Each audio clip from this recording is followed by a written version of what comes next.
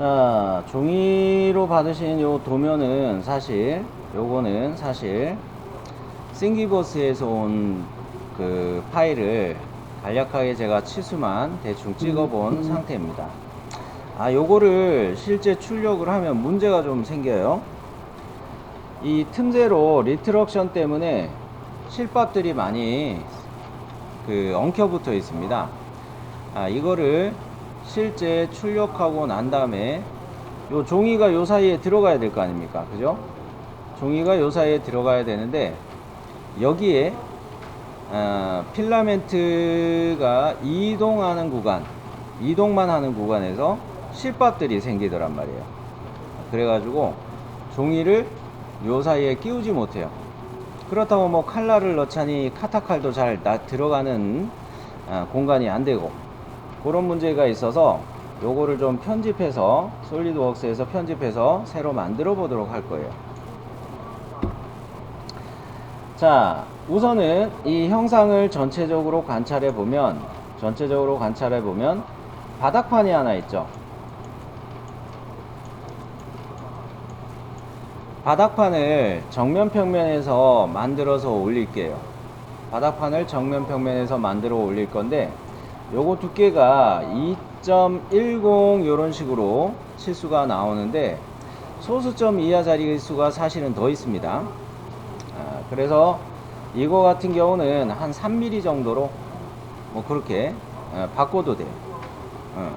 2mm도 충분한데 우리는 넉넉하게 3mm 정도로 이렇게 바꿔 놓을게요. 3mm 정도로 바꿔 놓고, 그리고 요 올라가는 높이 요거는 20 그대로 유지할 겁니다. 근데 이 20 올라가는 거 만들 때 요 활처럼 이렇게 휘었잖아요. 그리고 활처럼 흰 게 하나, 두 개의 벽이 이렇게 올라가는 거죠. 두 개의 벽이 올라가는데 벽과 벽의 사이 간격 요걸 조절할 거예요. 넉넉하니 크게 사이 간격을 크게 해주는 게 좋겠어요. 그래야 리트럭션 때문에 요런데 사이 간격에 실밥이 안 생길 것 같아서 그거를 좀 조절하도록 하겠습니다. 자, 그러면 솔리드웍스에서 새 파트 파일 시작하시고요. 새 파트에서 어느 평면에 스케치 들어간다고 말씀드렸냐면 정면 평면에 새로운 스케치죠. 정면 평면에 새 스케치. 자, 일단 이런 형상을 기준을 잡아서 만들어야 되겠는데 요거 보니까 사각형이잖아요. 그리고 사각형 그릴 때 원점을 나는 여기다 놓고 싶은 거예요. 그럼 사각형 그리기 중에 뭐가 있습니까? 중심사각형이 있죠. 중심사각형 할 때 원점을 1번 클릭하고 2번 클릭해서 이렇게 중심사각형을 하나 만들어 주시면 되겠어요. 자, 갑니다. 저는 마우스 제스처로 들어왔고요. 직사각형 유형 중에 중심사각형 요거 선택하면 되겠죠. 자, 원점을 1번 클릭하고 2번 요렇게 클릭하고, 자, 그러면 이 사각형이 만들어졌습니다. 여기에서 이런 치수들이 18.20이니 54.96이니 아마 프린트에서는 9581 그렇게도 나와 있군요. 제가 캐드에서 이거 출력할 때 정밀도를 더 높여 가지고 요런 소수점 이하 자릿수들이 좀 차이가 날 거예요. 이런 건 왜 그러냐면 STL 파일로 변환하면서 데이터의 정밀도가 떨어진 거예요. 여하간 요런 파일들을 보고서 나는 이 수치를 어느 정도 가는 게 좋을까, 소수점 이하 자리 요거 버려도 되겠고, 요거는 9니까 반올림 해가지고 55로 봐도 되겠어요. 즉 지능형 치수를 이용해서 이 선분과 선분 사이의 간격을 18로 입력해 주시고, 그 다음에 위에 있는 선분하고 아래에 있는 선분하고를 클릭하셔서 이 선분과 선분의 간격을 5로 입력을 해주시면 되겠어요. 자, 지능형 치수 갑니다. 자, 마우스 우클릭하면 제일 위에 있는 거에서 제일 오른쪽에서 두 번째 거죠. 스케치 종류 바로 옆에 있는 거. 자, 이 지능형 치수 클릭해서 요 선분과 요 선분 클릭해 가지고 요거를 18, 그 다음에 이 선분에서 이 선분까지 클릭해 가지고 얘를 55. 끝점을 클릭하려고 애쓰지 마세요. 솔리드웍스는 객체와 객체를 클릭하시면서 하세요. 캐드에 치수 넣는 것처럼 끝점 클릭하시지 마세요. 자, 그러면 이렇게 사각형 형상을 잡았는데 아쌤, 여기 이렇게 라운드 져 있는 거 요거는 치수를 안 넣으셨네요. 일부러 안 넣었어요. 3D 프린팅에서 필렛 형상이 별로 의미가 없어요. 차라리 못따기로 가면은 모를까, 나중에 못따기로 이런 거를 바꾸기 위해서 이건 치수를 일부러 안 넣습니다. 그러면 두 번째로 이 팔이라고 할까요? 이렇게 튀어나와 있는 거, 요거를 팔이라고 이렇게 생각을 합시다. 여기 거를 잡으려고 하는데 치수가 기입된 걸 보시면 위쪽에 57. 여러분 프린트에서 그냥 57로 되어 있을 거예요. 이 57로 되어 있는 게 하나 있을 겁니다. 그죠? 요걸로 요쪽에 팔 모양을 잡아 보도록 할게요. 요걸로. 자, 그러려면은 호 그리기를 해야 되겠는데 3.5예요. 3.5. 이 3.5를 사용할 텐데 여기쯤을 1번 클릭하고 여기쯤을 2번 클릭하고, 뭡니까? 캐드하고 달라요. 3.5 그리기는 뭡니까? 시작점을 먼저 잡고 끝점 먼저 잡고 반지름 지정하기 위해서 이렇게 3번 클릭해서 호 그리는 거라 했죠. 자, 이렇게 3.5를 잡아줍니다. 자, 이런 식으로 3.5를 하나 만들었고, 3.5를 만드셨으면 이 양 끝에 점을 다중 선택해 주세요. 컨트롤 키 눌러서 양 끝점을 선택하시고 구속 조건 부과를 할 텐데, 양 끝점 두 개가 서로 수평으로 구속 조건 기입되셨나요? 오케이. 그럼 보여드리면, 자, 이렇게 양 끝점을 컨트롤 키 눌러서 다중 선택해 놓고, 컨트롤 키에서 손을 떼는 순간 이렇게 창이 뜨죠. 아니면은 요게 창 뜨는 게 없어졌다 그러면은 속성창에 있는 구속 조건 부과라는 요 항목에서 수평 요걸 찾으셔도 돼요. 자, 요 수평 요거 딱 클릭했어요. 그 다음으로 생각해 볼 거는 뭐냐면 여백을 클릭했고요. 이 홀을 선택해 보면 커서로 홀을 선택했을 때 여기쯤에 호의 중심점이 표시되고 있어요. 찾으셨나요? 호의 중심점이 표시되고 있나요? 그러면 나는 어떤 거를 생각하냐면 원점을 1번으로 선택하고 이 호의 중심점을 다중 선택, 컨트롤 키 누른 상태에서 2번, 두 번째로 선택을 하고 이 두 점 간의 관계를 수직으로 구속 조건을 기입할 거예요. 이해되셨죠? 자, 갑니다. 어디를 먼저 선택한다고요?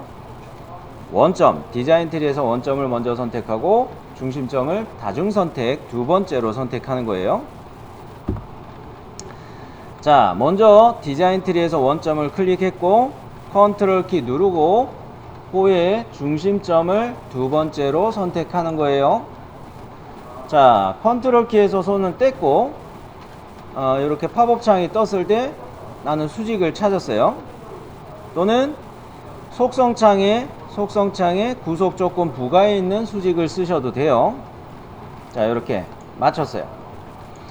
이렇게 해놓으면은 원점하고 센터하고 수직이 잡혀 있는 상태고, 양 끝점이 이렇게 수평으로 맞춰져 있는 상태고, 이런 상태면은 이 호에 대한 자세에 대한 구속을 잡았기 때문에 여기서 치수를 넣어도 안전할 것 같아요. 치수를 기입해 봅니다. 57로 되어 있었죠. 57, 반지름 57. 자, 반지름 57이 이렇게 넣었는데 이 호에 완전 정의가 아직은 안 됐습니다. 완전 정의가 아직은 안 됐고, 저 치수도 하나 더 찍어 놓을 걸 그랬네. 저 치수를 더 찍어 놓을 걸 그랬는데, 요거는 대략적으로 가야 되겠네요. 어디 보자. 요렇게는 비슷한 치수가 프린트에 62.3046 뭐 그렇게 되어 있는데, 그거를 한 70 정도로 넉넉하니 가볼게요. 70 정도로 넉넉하니 잡고, 그리고 이 치수를 또 기입할 텐데, 뭐에 대한 치수를 마저 넣어서 완전 정의할 거냐면, 호의 중심 위치는 알고 있죠. 호의 중심 위치하고 이 뒤에 있는 제일 바닥에 있는 이 선분하고 이 간격 치수를 기입할게요. 자, 요 선분하고 요거하고 간격 치수를 요 정도면 괜찮겠네. 18로 갑니다. 18. 여기 치수를 내가 안 넣었었네요. 자, 치수를 확인하시기 바랍니다.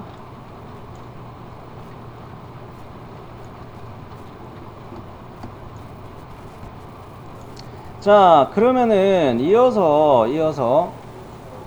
아직 배우지 않은 기능인데 요소 옵셋이라는 기능을 써볼게요. 요소 옵셋, CAD에서도 사용하듯이 옵셋을 할 때 요거 쓰시면 돼요. 근데 요거 가지고 어느 것을 옵셋할 것이냐, 요거를 가지고 옵셋하는데 요 홀을 옵셋할 객체로 쓸 거예요. 근데 이 옵셋에 창에서, 속성 창에서 뭐를 주의하셔야 하냐면, 체인 선택을 풀어주시는 게 좋습니다. 지금은 의미가 없습니다. 지금은 뭐 연결되어 있는 체인이 없으니까, 연결되어 있는 객체들이 없고 얘만 옵셋 될 거니까 상관없는데, 예를 들어서 이런 사각형을 갖다가 렉탱글 라인 명령으로 하든 코너 사각형으로 하든 이렇게 사각형을 만들었다면, 체인 선택인 상태에서 옵셋을 하면 이렇게 연결된 애들이 한꺼번에 옵셋이 되는 경우예요. 그런 것만 주의하시면 옵셋은 사용하는데 CAD하고 뭐 별 차이가 없습니다. CAD에서 O 엔터 옵셋 명령 실행하고 뭐부터 입력했습니까? 간격 띄우기 값을 넣었죠. 자, 그런 것처럼 요소 옵셋 속성 창에서 보시면 파라메타에 옵셋 거리를 먼저 넣으라고 되어 있습니다. 요 옵셋 거리는 요거 10으로 그냥 놔둘게요. 좀 뚱뚱하겠지만, 우리가 만들 거는 좀 뚱뚱하겠지만 뚱뚱한 걸로 그냥 가도록 하겠어요. 그 다음에 체인 선택 아까 주의하시라고 말씀드렸는데, 요 속성창에서 보시면 체인 선택이 체크가 되어 있죠. 요거 미리 꺼놓읍시다. 이렇게 꺼놓고, 이 선분을 홀을 커서로 이렇게 선택을 해요. 근데 노란색으로 미리 보기가 뜹니다. 어느 방향으로 떴어요? 위로 떴죠. 그죠? 받으신 프린트에 생긴 것처럼 가려면 이게 아래로 가야 되겠습니다. 이렇게 가게 하려면 옵션을 요거 반대 방향이라는 옵션을 속성창에서 선택해 주세요. 그러면 요게 뒤집어지나요? 네. 반대 방향 이렇게 뒤집어 놓고 확인. 마우스 우클릭해서 확인하셔도 돼요.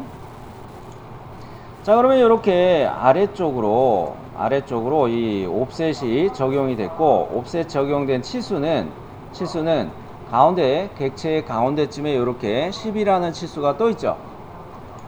그리고 이 옵셋이 된 경우에 객체들에 대해서 나타내는 아이콘이 이렇게 된 아이콘, 요거를 좀 확대해서 보여드리자면 초록색 바탕에다가 이렇게 짝대기 이렇게 되어 있는 아이콘이 뜹니다.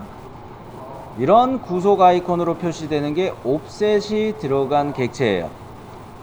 만일에 이 구속을 지우게 되면은 옵셋이 풀려요. 당연히 이 치수를 지우면 또 이제 의미가 없어지기도 하죠. 자, 옵셋이 들어간 걸 관찰하는 방법을 말씀드렸고, 자, 우리는 여기에서 프린트처럼 가지는 않고 그냥 이렇게 민자로 마무리를 하려고 그래요. 단순하게 형상을 설계하려고 합니다. 즉 뭐냐, 라인 명령을 이용해서 여기 끝점 일치 동그라미 2개 보면서 이렇게 클릭하셔야 되겠죠? 그죠? 같은 요령으로 이쪽에도 끝점 일치 보면서 클릭 라인 그려봅시다.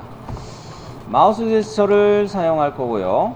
자, 이렇게 끝점 일치 보면서 클릭, 그리고 여기 끝점 일치 보면서 클릭, 계속 라인 명령 반복이 되죠. 그러면 이쪽으로 와서 끝점 일치 동그라미 2개 보면서 클릭, 또 여기도 끝점 일치 동그라미 2개 보면서 클릭. 자, 그러면 마우스 우클릭 해가지고 선택 종료. 자, 여기서 나는 이제 뭘 해야 됩니까? 여기를 요소 잘라내기 지능형 옵션을 써서 이렇게 툭 건들고 그죠? 그리고 호도 이쪽을 툭 건들고 요렇게 툭 건들고, 이럴 때 1.3선 중심선을 건들지 않게 주의하세요. 자, 요소 잘라내기 지능형 갑니다. 역시 이것도 마우스 우클릭하면은 요소 잘라내기가 있어요. 찾기 편해요. 요소 잘라내기 선택하고 지능형 선택하고 이렇게 싹 건들면 주고, 요렇게 해놨어요. 그러면 뭐예요? 아직 정리들이 다 안 됐죠? 정리들이 일부러 안 되게 요렇게 했어요. 다른 옵션을 쓰려고. 코너 옵션 있죠? 코너 옵션 사용할 때 어떻게 했습니까? 여기 클릭하고 여기 클릭하는 순간 이 바깥으로 교차돼서 나간 거는 정리가 돼 버리죠. 자, 코너 옵션을 또 씁니다. 자, 요래. 자, 그런 식으로 돌아가면서 정리 안 된 부분들 이렇게 정리를 해주세요. 자, 여기까지 되셨으면 돌출 명령을 바로 실행을 해 볼 거예요. 아까 두께 몇으로 간다고 그랬죠? 3으로, 넉넉하게 3으로 간다고 했어요. 자, S, 바로가기 S 눌러서 돌출 3. 자, 미리 보기 나오나요? 창이 가려져서 좀 안 보일 수도 있겠네요.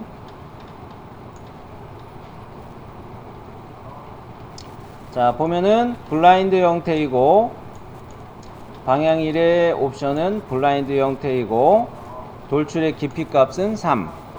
이렇게 돌출 성공하셨나요? 자, 그러면 저도 요거 확인 버튼 눌러서 실행하도록 하겠습니다. 이것도 역시 마우스 우측, 마우스 오른 버튼 누르면 확인 버튼이 역시 있어요. 이렇게 마우스 컨트롤을 위주로 사용하시면 좋겠고, 이 파트의 이름을 아예 저장을 합시다. 이 파트의 이름을 뭐로 저장을 할 거냐? 페이퍼 폴더 그 뒤에다가 여러분 언더바 해놓고 이니셜을 써주세요. 이거 내가 만든 거야, 그죠? 내가 만든 거야 라는 의미에서 여러분 이니셜을 써주시기 바랍니다. 요런 파일명으로 HLD PRT 솔리드웍스 파트 파일명으로 저장을 합시다. 페이퍼 폴더 언더바 내 이니셜 이렇게 넣어 가지고 저장을 합시다. 자, 그럼 나도 이름 폴더에다가 이렇게 저장을 했어요. CAD는 뭐 다운됐을 때 파일 찾기가 복원하기가 좋은데 솔리드웍스는 좀 불편함이 있습니다. 수시로 저장하는 습관 키우셔야 돼요. 수시로 저장하는 습관 필요합니다. 자, 그러면은 여기에서 이제 두 번째 형상을 보도록 할게요. 두 번째 영상은 뭡니까? 이렇게 20으로 돌출하는 이거 또 가려주네. 여기에 그려져 있을 거예요. 치수가 이렇게 호에 대해서 찍어 놨을 텐데, 반지름 5사로 잡혀 있는, 너무 가려지네. 5사로 잡혀 있는 이 호, R54. 이 호에 대해서 두 번째로 작업을 하겠습니다. 자, 어디에서 스케치해야 될까요? 먼저 생성된 이 피처의 앞면이죠. 앞면이에요. 그죠? 요 면을 클릭하시고 뭡니까? 스케치 편집 아니에요. 그 밑에 있는 새로운 스케치라는 버튼입니다. 찾으셨죠? 그죠? 새 스케치 요거 클릭합니다. 자, 저처럼 이렇게 화면이 됐죠? 보수 돌출 원 스케치 하던 상태가 아닙니다. 그죠? 자, 그러면 여기에서 면의 수직 보기 단축키 뭐였나요?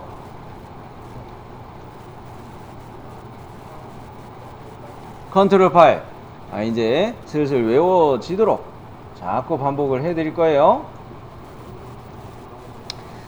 그러면 나는 여기서 전제 조건을 좀 정해야 되겠습니다. 앞서 이 두께를 10으로 봤죠, 우리는. 그죠? 10으로 봤고, 여기에 5사짜리가 이렇게 놓인다고 했는데, 그 바깥에 요것이 R57이고, 요 호가, 새로 그릴 이 호가 554, 반지름 554가 된다. 3mm의 차이예요. 뭐 이렇게까지 하기에는 좀 너무 그렇다. 이거 그냥 2mm 차이로 바꿀 거예요. 2mm 차이로 계산하기 편하게 2mm 차이로 바꿀 거예요. 그러면 어떻게 되겠습니까? 바깥에 있는 이 생성된 피처의 이 모서리에서부터 여기까지가 2mm 떨어지게 된다. 이렇게 의도하고 있는 거예요. 자, 그러면 이 호에 대해서 좀 개념을 이야기하는 중인데, 그러면 이렇게 만들어진 호의 두께는 얼마로 가야 될까? 왜냐? FDM 프린터를 가지고 이 물건을 출력할 거죠. FDM 프린팅에서는 최소 오브젝트의 두께가 1mm 정도는 돼야 됩니다. 예를 들어 이런 벽을 만들어서 내가 출력한다 이거예요. 그랬을 때 이 벽의 두께가 최소 1mm는 돼야 됩니다. 왜 그런다고 얘기했습니까? 노즐 구멍 사이즈 때문에 1mm 이하가 되면 문제가 생긴다고 했어요. 즉 노즐 구멍이 0.4파인데 그렇게 했을 때 노즐이 지나가면서 필라멘트를 이렇게 한 번, 두 번 이렇게 외벽을 채우겠죠. 0.2만큼 틈새를 내부 채움을 할 거 아닙니까? 그랬을 때 쉐를 할 수 있도록 가려면 최소 두께가 1mm 정도는 나와야 된다 이겁니다. 오케이? 그런 면에서 우리는 이거를 1mm로 가도 되지만 노즐 구멍이 그 프린터기에 노즐 구멍을 이렇게 단면으로 생각해서 본다. 그랬을 때 요 구멍이 0.4파이라 이거예요. 그러면은 요렇게 나오는 필라멘트들이 이렇게 따라갈 때 이거 노즐 구멍의 배수로 가는 게 더 좋지 않겠어요? 그러면 내가 만드는 이 출력물에서도 이거 홀을 이런 식으로 만들어 가지고 이 두께를 1.2 정도로 이렇게 잡아주는 게, 그죠? 노즐 구멍의 배수가 되니까 출력 계산하기가 얘가 훨씬 기계적으로 좋겠다, 요런 이야기예요. 오케이? 자, 그러면 두 가지를 이야기했습니다. 뭐냐면 기존에 이렇게 만들어진 피처, 아이고 너무 못 그렸네요.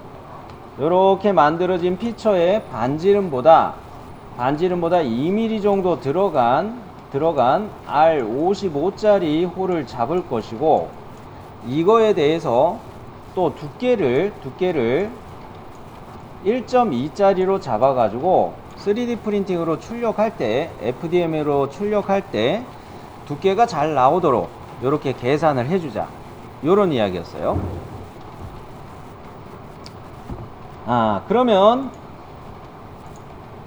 홀을 그리도록 합니다.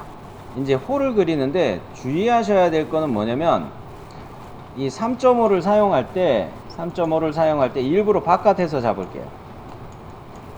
여기 1번, 2번, 3번 이런 식으로 일부러 바깥에서 홀을 잡을게요. 이렇게 하는 이유가 있습니다. 구속을 이용해서 이 홀을 좀 정의할 거예요. 왜냐, 여러분이 하라고 했더니 그냥 요런데 모서리들의 일치를 잡아가면서 홀을 막 그려버리더라고요. 그러면 안 돼요. 일단 바깥에서 그리는 게 편할 것 같아요. 자, 3.5 갑니다. 여기 이렇게 찍었어요. 하셨죠? 그러면 커서를 여기에다 이렇게 기존에 만들어진 피처에 이 모서리쯤에 가져다 대면 커서의 모양 옆에 짝대기 표시가 뜰 겁니다. 그러고서 이 모서리를 하이라이트로 보여줄 거예요. 자, 이거는 선택을, 주인님 모서리를 선택하려고 하시는군요. 얘가 이렇게 알려주는 표시예요. 짝대기 표시가 모서리다. 요거 선택하고 컨트롤 키 누른 상태에서 방금 전에 그려준 이 홀을 두 번째로 선택합니다. 그러면 구속 조건 부가를 적용할 때 뭐를 선택한다? 동심이라는 구속 조건을 적용할 거예요. 해볼게요. 자, 커서를 이렇게 모서리에다 가져다 댔을 때 이게 모서리입니다. 짝대기 표시 떴고, 클릭. 컨트롤 키 눌러서 그려준 홀을 마저 선택하고, 컨트롤 키에서 손 떼면 동그라미 2개, 동심. 속성창에 구속 조건 부가에도 동심이라는 조건이 있습니다. 여기도 동심이라는 조건이 있어요. 창이 사라졌으면 여기 구속 조건 부가의 거를 쓰시고, 동심으로 가니까 저쪽으로 도망갔네요. 그죠? 내 호는 요 위쪽으로 도망갔어요. 아래쪽에 있던 게 위로 도망갔어요. 찾았죠? 네. 그러면 동심이라는 게 뭐냐면, 앞서 요렇게 피처 만들어 놨을 때 호의 중심하고 같은 중심이라는 겁니다. 그러면 여기에 반지름만 내가 조절하면 돼요. 반지름 값만 치수로 넣어보면 돼요. 지능형 치수로 요거 딱 찍어가지고 얘가 55로 가기로 했죠. R55 한번 넣어봅시다. 자, 위치가 들어왔죠. 위치를 들어왔어요. 위치가 들어왔어요. 자, 여기서 하나 더 해야 될 건 뭡니까? 호의 양 끝점을 다중 선택해 주세요. 호의 양 끝점을 다중 선택. 아, 눈치 깠다. 아까 했던 것처럼 이거 뭡니까? 수평으로 구속 조건 주자는 이야기예요. 수평. 자, 이렇게 수평 들어가고, 이 끝점을 양 끝점을 갖다가 치수를 기입할 건데, 아까 여기에서는 먼저 만든 거에서는 요거에서부터 요거까지를 70으로 봤어요. 70. 그죠? 요번에 요 호의 양 끝점에 대해서 치수 넣을 때는 좌우로 뭐 그 5mm씩 빼가지고 생각해가지고 60으로 얘는 줄여버리도록 하겠습니다. 60. 자, 그러면 지능형 치수 할 때 요거는 양 끝점을 클릭하세요. 호의 양 끝점을 클릭해서 요 간격의 값을 60.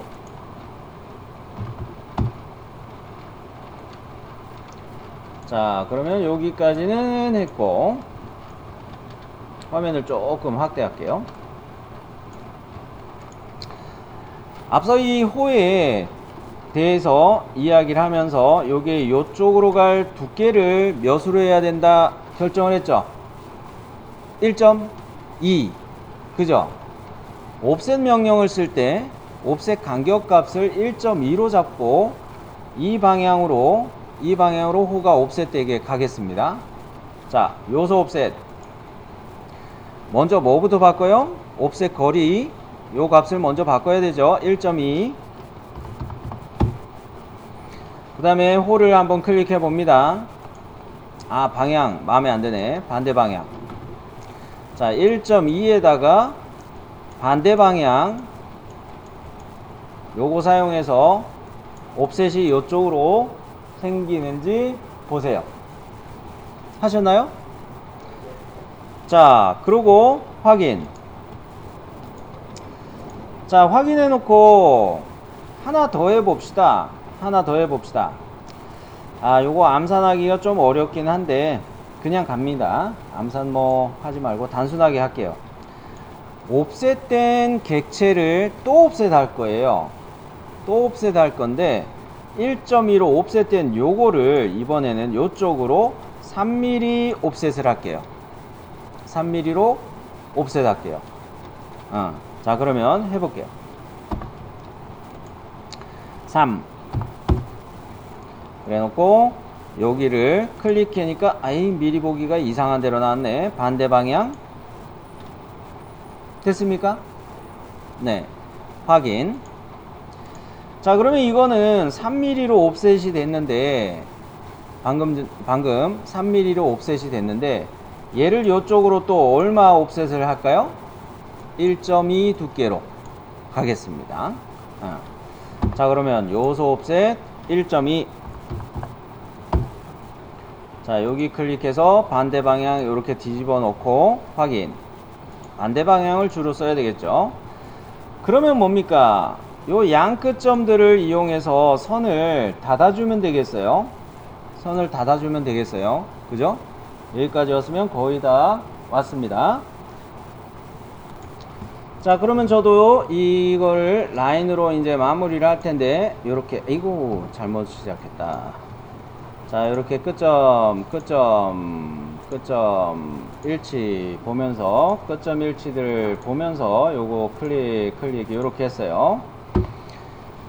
자, 요거의 돌출값이 얼마라고 했습니까? 20이었어요. 도면에서 돌출값이 20이었어요. 바로가기 S 눌러가지고 돌출 보스 베이스 할 때, 자, 요게 미리 보기는 일단 등각으로 이렇게 컨트롤 7 등각으로 이렇게 놔두고 봤을 때 미리 보기는 정상적으로 뜨고 있죠. 그죠? 그랬을 때 요거의 블라인드 형태, 방향 1의 옵션은 블라인드 형태이면서 얘 값을, 깊이 값을 20으로 입력하시면 되겠죠. 그죠? 수치 입력할 때는 숫자 패드를 키보드에 숫자 패드를 활용하시면 좋아요. 거기에 엔터키도 있고 하니까. 자, 그러면 저도 이렇게 20 맞춰 놓고, 자, 그러면 이렇게 적당하니 돌출이 된 거 확인을 했습니다. 자, 세이브 한번 더 누르세요. 볼 텐데요. 참, 지우지 말고 놔둘걸. 방금 전에 제가 간략하게 해봤는데, 요번 시간에는 이렇게 내가 만든 물건에다가 이름 새기는 거를 한번 해볼게요. 이건 내 거야. 요런 뜻으로 이름 새기는 거를 한번 해볼게요. 아직 배우지 않은 기능인데, 곡면 포장이라는 기능을 써서 내가 만들어 놓은 것에다가 이름을 새기는 기능을 해볼게요. 자, 먼저는 평면이 필요합니다. 내가 이름을 새기려고 할 때 요것이 곡면이죠. 요 곡면에다가 내가 뭔가 스케치 할 수가 없어요. 이런 곡면에다 스케치를 할 수가 없어요. 그래서 디자인 트리에서 윗면 평면을 선택하고, 이 윗면 평면을 선택한 상태에서 컨트롤 키를 누르시기 바래요. 컨트롤 키를 누르고 커서를 이 윗면 평면, 그래픽 창에서 윗면 평면 디스플레이 되고 있는 영역에 가져다 대면 이렇게 사방으로 화살표가 뜰 겁니다. 그럴 때 클릭한 상태에서 그냥 끌어 당겨요, 위로. 그러면 평면이 하나 옵셋 되면서 만들어지게 됩니다. 이렇게 가볼게요. 디자인 트리에서 윗면 평면 선택한 상태에서 컨트롤 키 누르고, 그래픽 창에서 이 컨트롤 키 누른 상태에서 커서를 윗면 평면 테두리에 가져다 대면 이렇게 사방 화살표가 뜨고, 클릭한 상태에서 그냥 당겨 버려요. 됐어요? 자, 이렇게 평면이 떨어졌는데, 이 떨어진 평면에 대해서 간격 값을 여기 옵셋 거리라는 칸에다가 20 정도로 넉넉하니 이 피처를 벗어난 자리로만 요 간격을 주면 되겠습니다. 그래서 20 정도로 옵셋 거리 값을 입력할게요.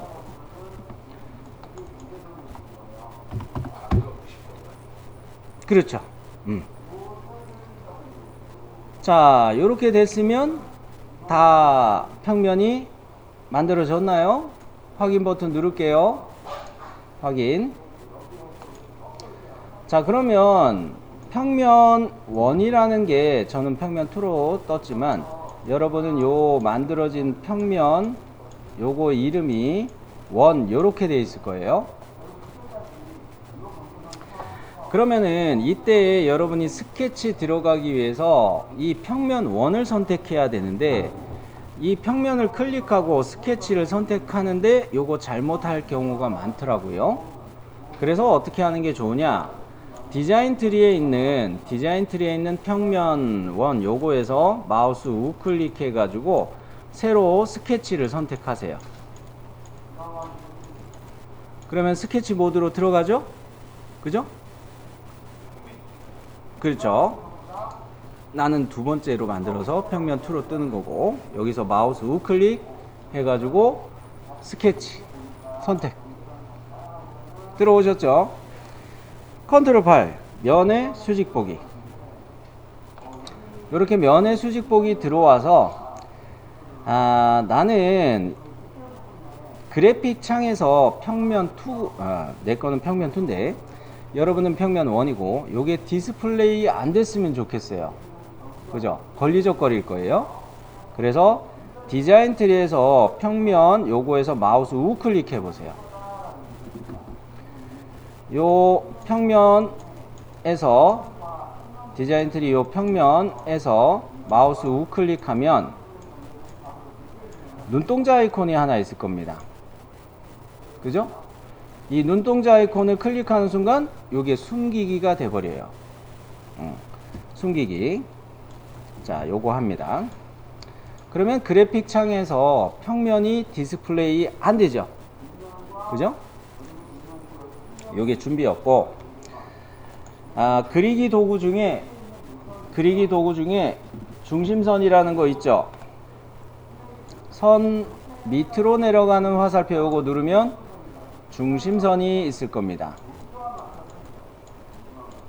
그냥 선을 사용하면 안 되고, 텍스트를 쓸 때 내가 사용하는 이렇게 그려놓은 중심선이 텍스트와 실선으로 교차되면 안 되는 거로, 요거는 자리만 잡아주는 선이기 때문에 이렇게 중심선을 아예 하나 그릴 거예요.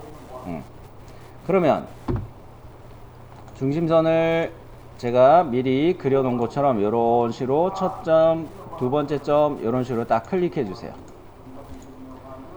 그랬을 때 이 중심선은 피처의 내부에 양 끝점이 놓이게 했습니다. 어디에 일치를 잡지 않았어요. 그죠? 보셨죠?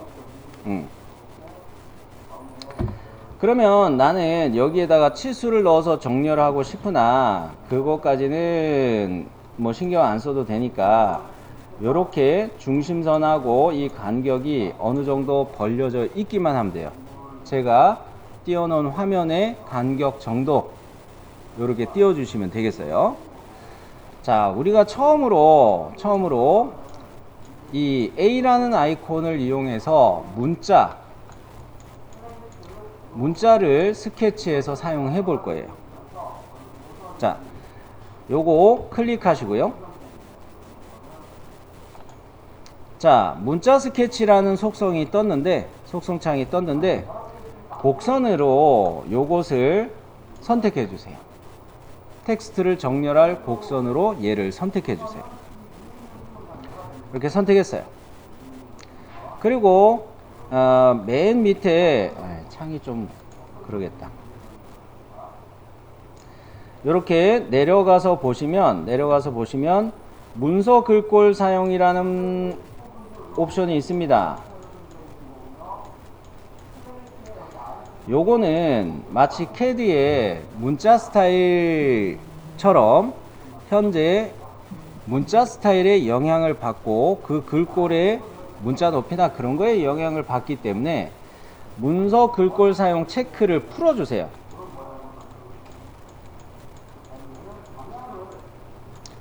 그러면은 그 밑에 있는 글꼴 버튼이 살아날 겁니다. 그죠? 활성화된 이 글꼴 버튼을 클릭해서 내가 원하는 문자 높이를 설정하는 거예요. 자, 그럼 요거 체크 풀고 글꼴 버튼 이렇게 딱 눌렀어요. 그렇게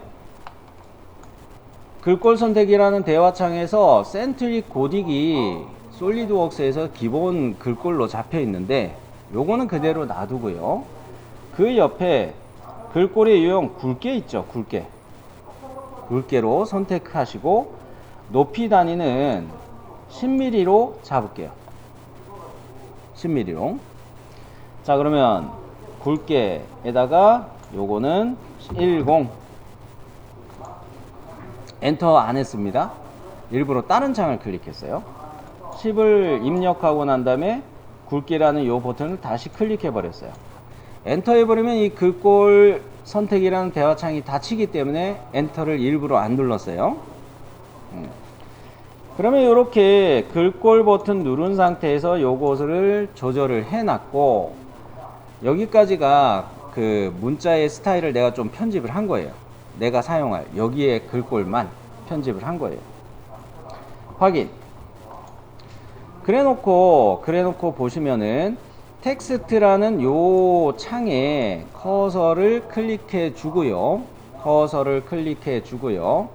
여기다가 내가 원하는 이니셜을 뭐 입력을 해 보도록 합니다. 대문자가 낫겠네. 대문자로 갑시다. 대문자. JYW. 내 이니셜은 요렇게 JYW 요거인데 여러분은 요렇게 안 뜰 거예요. 그죠? 요렇게 뜨셨을 거예요. 맞죠? 요렇게 떴는데 이거를 보면은 글씨가 그래픽 화면에서 자동으로 세로 방향으로 서 있어요. 이게 마음에 안 드는 겁니다.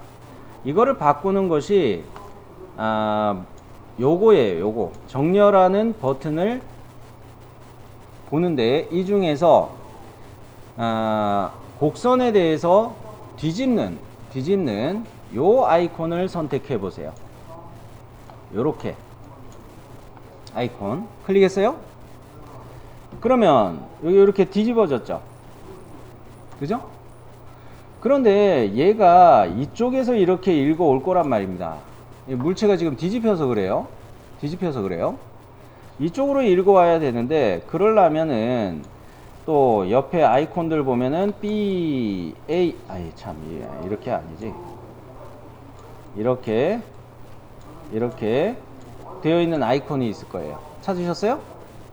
요거를 클릭해 보세요. 이렇게. 그리고 이제 글씨의 정렬이 마음에 들면 이번에는 가운데 정렬이라는 요 아이콘을 누릅니다. 요런 식으로 된 아이콘이 있죠? 요게 가운데 정렬이에요. 어디에 대해 가운데 정렬이냐? 우리가 문자를 정렬하기 위해서 그려놓은 이 선분, 보조선, 요거에 대해 가운데 정렬하는 거예요. 자, 클릭. 문자가 선분에 대해서 정렬을 하기 위한 곡선에 대해서 센터에 정렬이 됐나요? 자, 그러면은 이거 스케치는 스케치하기 위한 문자는 이 명령을 다 썼어요. 확인 버튼 눌러서 문자 명령에서는 이제 빠져나갈게요. 확인. 문자에서 빠져나갑니다. 자, 이 문자는 만일에 내가 입력하고 난 다음에 아차차차차 내가 오타가 있었다. 편집하려면 어떻게 해야 될까? 이 입력된 문자에다가 커서를 가져다 대면 이렇게 알파벳 A 아이콘 뜨죠? 그죠? 요럴 때 그냥 더블 클릭하면 편집 모드로 다시 들어가요. 확인하셨죠? 그러면은 다시 이제 이거 뭐니? 내 건 지워졌다. 이런. 키를 잘못 누르고 있었네요. 자, 이렇게 되돌려 놓고 확인 눌러서 이거 편집으로 가는 방법을 한번 확인해 본 거니까 여기서 나왔어요. 확인하고 나왔어요. 보니까 이거 이니셜 기울이는 글꼴도 하고 막 그러던데, 좋은 생각이에요. 자, 여기에서 이제 더 할 거 없습니다. 이 스케치 모드에서는 그냥 종료하세요. 바로 가기 안 가요. 그냥 스케치 모드는 종료하세요. 스케치는 종료한 상태에서 디자인 트리를 보시면 내가 한 스케치가 선택이 돼 있죠. 그리고 피처 탭에서 보시면 피처의 리본 메뉴들 중에 곡면 포장이라는 애가 있을 겁니다. 찾으셨어요?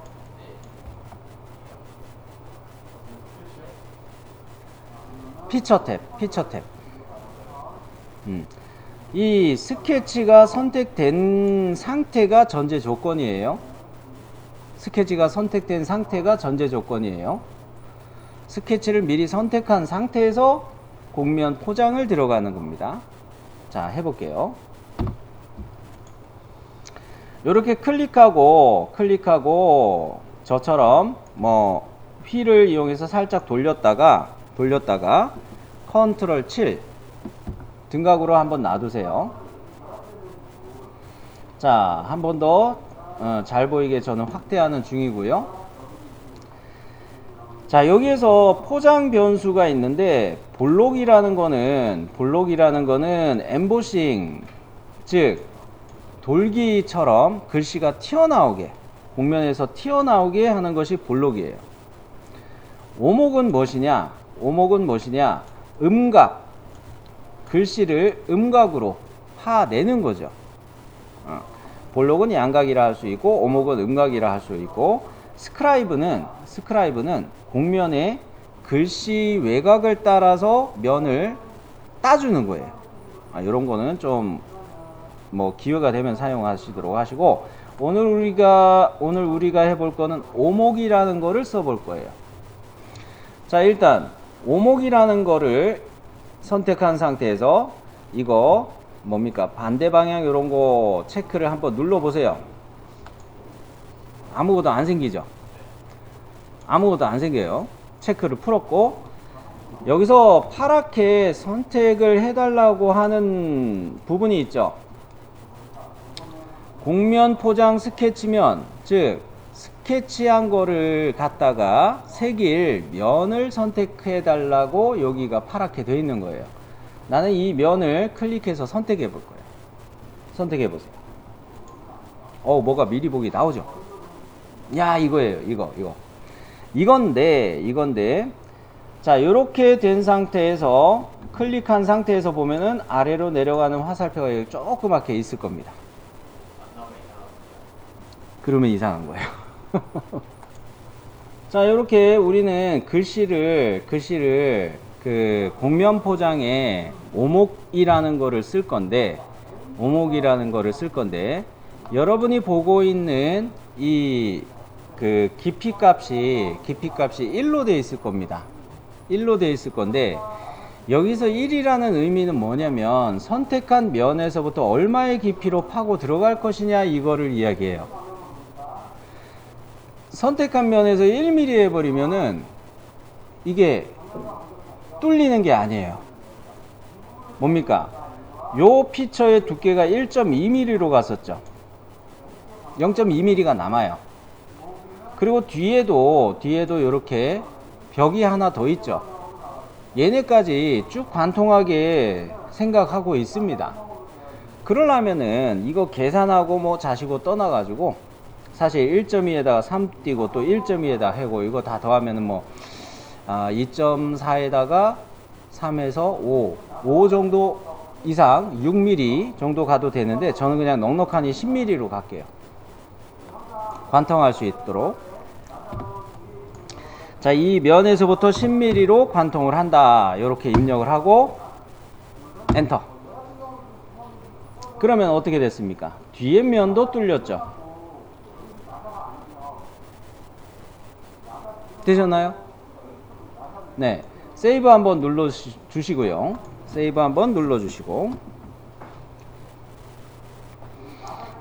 자, 이제는 다듬어 주는 작업이 남았습니다. 이대로 출력을 하면은 각진 모서리들이 있기 때문에, 그죠? 요런 각진 모서리들이 있죠? 요런 것 때문에 좀 불편해요. 요런 모서리들을 좀 못따기를 넣어 보려고 하는데, 잘 보세요. 제가 어떻게 하는지 먼저 보시기만 하세요. 자, 여기 모서리를 커서로 내가 클릭했어요. 그리고 팝업 창이 떴는데 또 사라졌네. 자, 이렇게 못따기라는 기능을 찾을 수가 있어요. 이 못따기를 실행하는데 일단 하나 더 모서리를 클릭해 볼게요. 잘 보세요. 이건 컨트롤 키 누르는 거 아니에요. 다음 모서리를 클릭하는 순간, 이렇게 하는 순간, 팝업 창이 안 뜨네. 짜증. 팝업 창이 떴어야 되는데, 잠깐 다시 못따기를 아예, 피처 명령의 못따기를 아예 선택합니다. 요거로 보여드리는 게 나을 것 같아요. 피처 명령의 못따기 요거 실행해 놓고 커서로 첫 번째 모서리 요거 선택하고요. 그냥 요렇게 가야겠다. 그래 놓고 두 번째 모서리 요렇게 클릭하고, 세 번째 모서리 클릭하고, 여기 모서리 클릭하고, 이렇게 가는데 이게 좀 문제가 있죠. 4개의 모서리를 하나씩 클릭해 주세요. 제가 한 것처럼 요런 모서리, 요런 모서리, 요런 모서리, 요런 모서리, 화면을 돌려가면서 선택하시는 게 괜찮을 거예요. 이렇게 모서리들을 선택하시고 보니까 미리 보기가 좀 이상합니다. 그죠? 요렇게 되면은 귀퉁이가 아니라 완전히 뾰족한 형상으로 이게 만들어져요. 판때기가 뾰족한 형상으로 만들어질 거예요. 이건 좀 아니다. 그러면 뭐냐, 여기 거리값을 조절할 건데, 이거 4 해놓고 밑에 45도는 그대로 놔둘게요.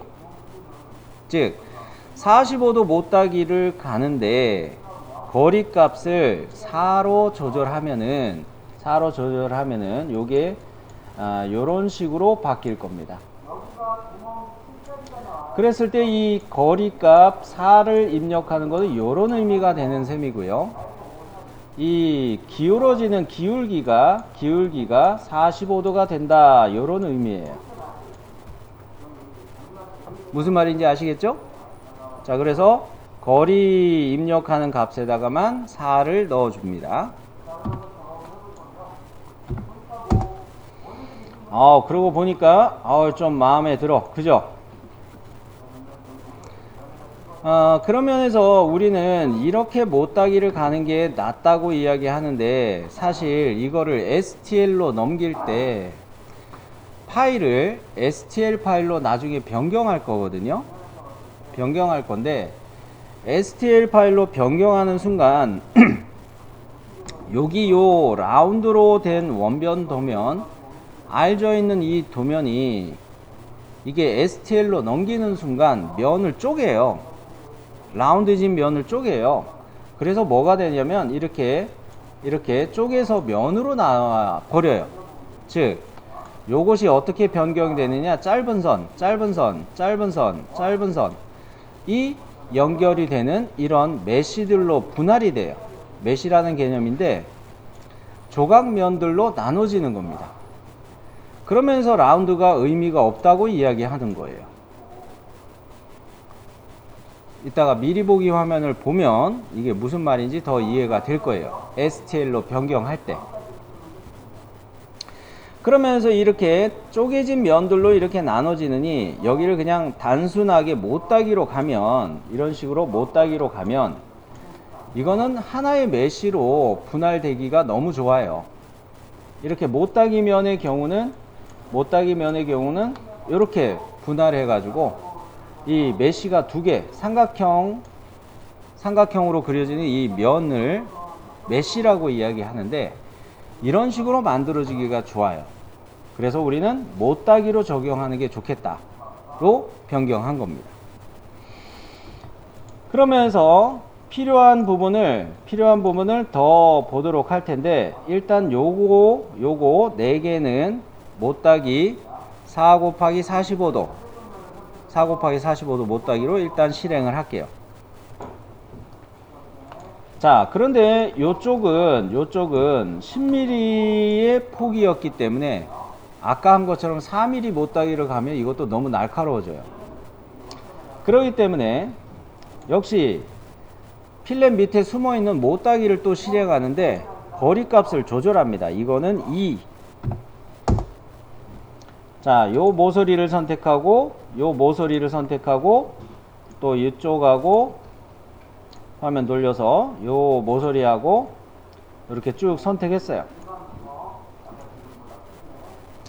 자, 그리고 그래픽 창에서도 내가 모서리를 선택할 때마다 수치를 넣을 수 있는 이런 창이 뜹니다. 여기다 입력하셔도 되고, 속성 창에다가 거리값과 각도값을 입력하셔도 돼요. 여기에 넣으셔도 돼요. 되셨나요?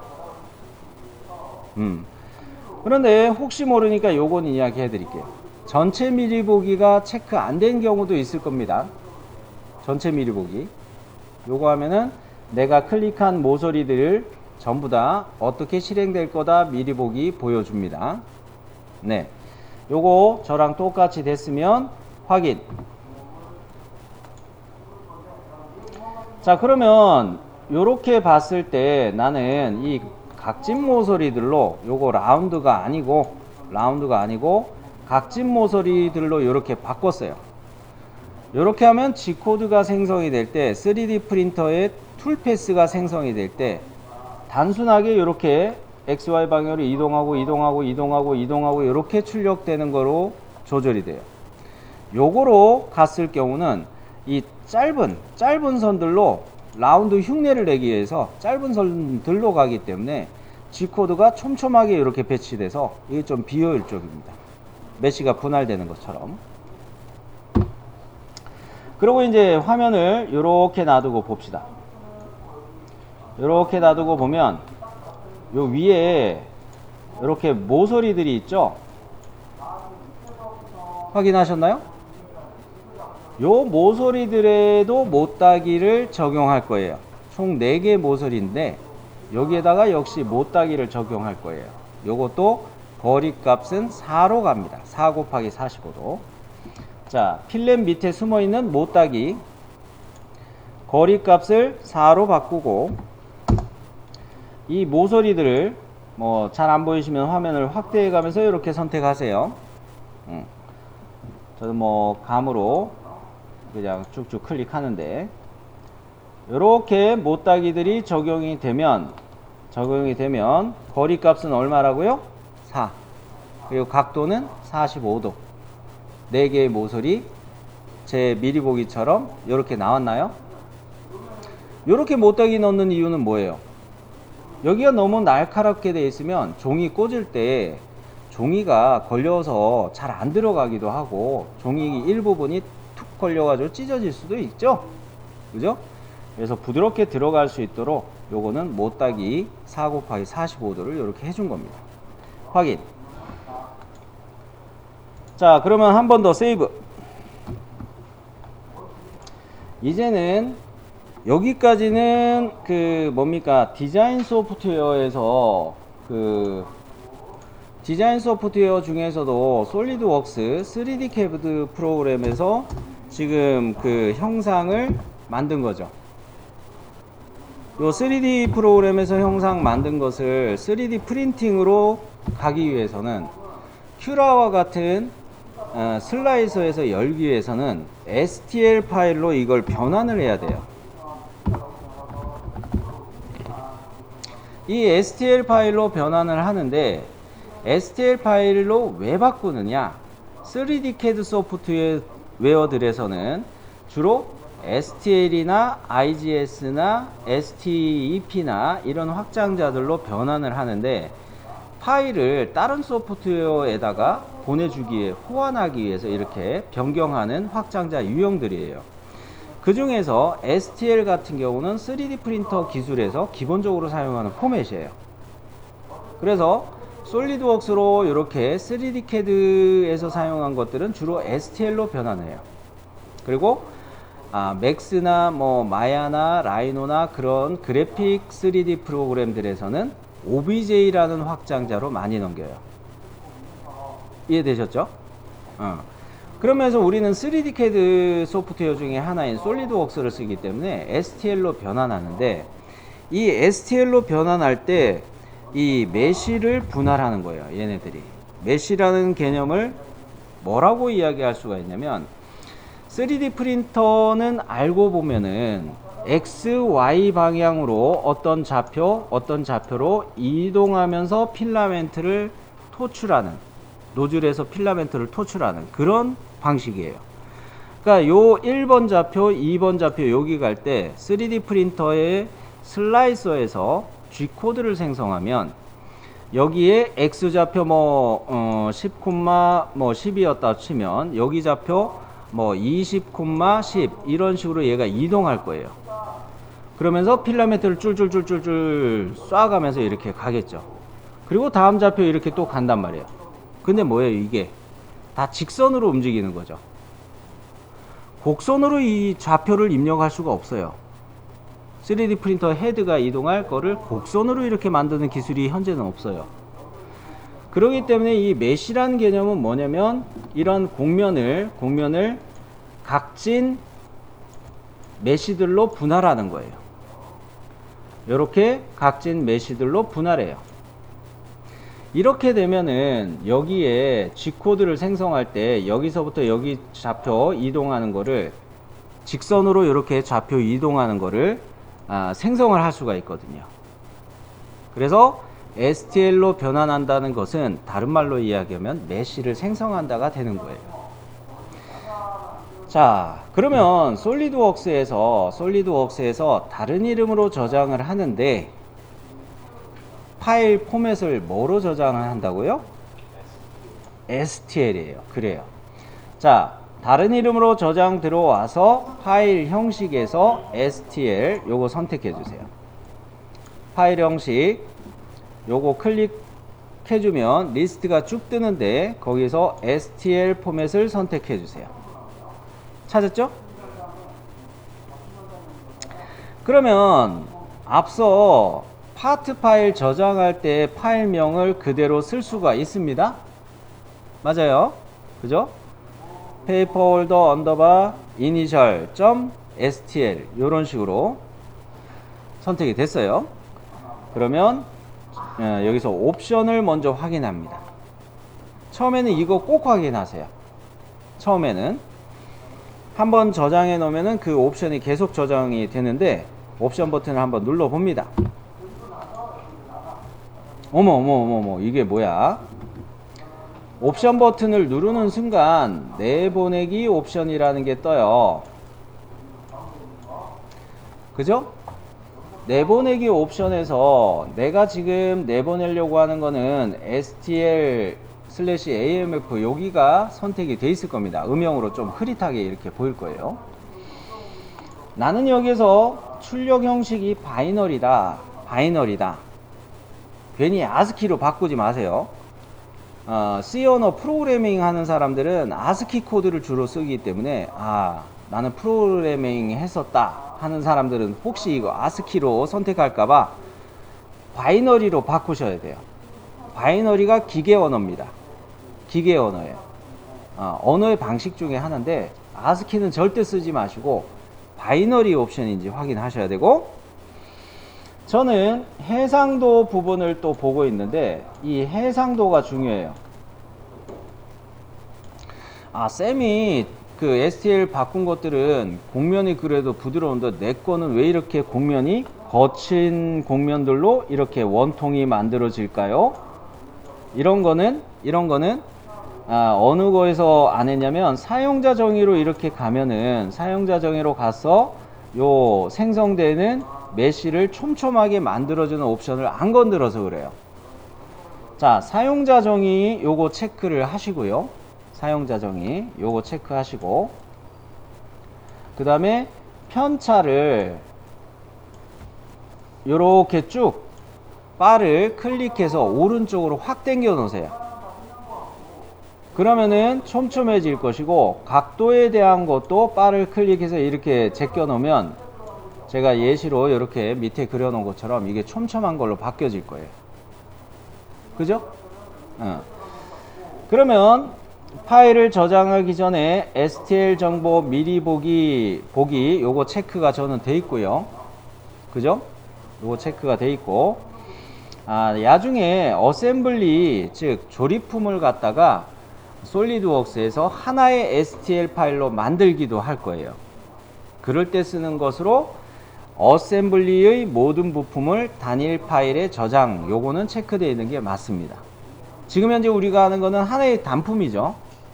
단품이라 지금은 상관없는데 나중에 어셈블리로 여러 개 부품 조립한 상태를 STL로 바로 바꿀 때도 있어요. 그럴 때는 이 옵션이 체크되어 있어야 돼요. 자, 그러면 여기에서 질문 혹시 있나요? 놓친 거 없죠? 그러면은 확인 버튼 누를게요. 자, 저장 버튼 이제 누릅니다. 미리 보기 창이 뜰 거예요. 이제 저장 버튼 누르면. 자, 여기서 닫기 하지 마시고요. 기다리세요. 예 하지 마세요. 이 서머리에 보면은 삼각형의 개수가 25,386개로 저는 뜹니다. 비슷해요? 훨씬 많아요? 글꼴 때문에 그래요. 글꼴에 그 곡면이나 이런 거 되게 많죠. 그걸 메쉬로 분할하기 때문에 삼각형 면을 갖다 막 분할하기 때문에 그 개수가 더 많은 거예요. 나는 좀 각진 문자이기도 했어요. 근데 그 뭡니까, AT 뭐 거기서 고 이런 거 같은 경우 곡면이 많기 때문에 그걸 삼각형 면을 분할하는 게 많았어요. 아마 그 뭐 글꼴 중에 막 이렇게 된 거 그거는 더 그 곡면이 많이 생겼을 것 같아요. 몇 개 나왔어요? 7만 5천 개. 또 작네.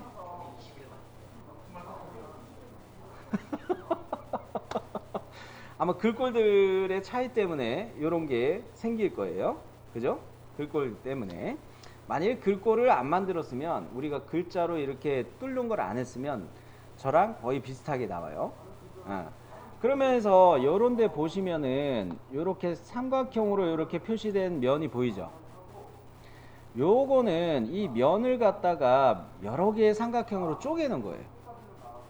앞서 이야기했던 것처럼 3D 프린터에 G코드를 생성할 때 여기 좌표 이렇게 이동할 때 이런 것들을 만들어 주는 게 삼각형으로 단순하게 형상을 쪼개는 게 좌표를 생성할 때 좋거든요. 그런 면에서 이런 게 생겨 있으니까 놀라지 마시고요. 그 다음에 파일 크기를 보니까 나는 100만 26만 9,384 바이트 뭐 이렇게 나오네요. 거의 뭐 저랑 바이트 수는 비슷할 겁니다. 그리고 파일 형식은 바이너리. 얘가 저장되는 경로는 이름 폴더. 그죠? 확인. 여기서 이제 예 누르시면 되겠어요. 그러면 얘를 누르는 순간 윈도우 탐색기에서 내 이름 폴더로 가 보시면 방금 만든 페이퍼 홀더 어디 갔노? 가나다 손으로 정렬이 되어 있던가? IOP 페이퍼 홀더 jyw.stl 이런 파일이 생성이 됐어요.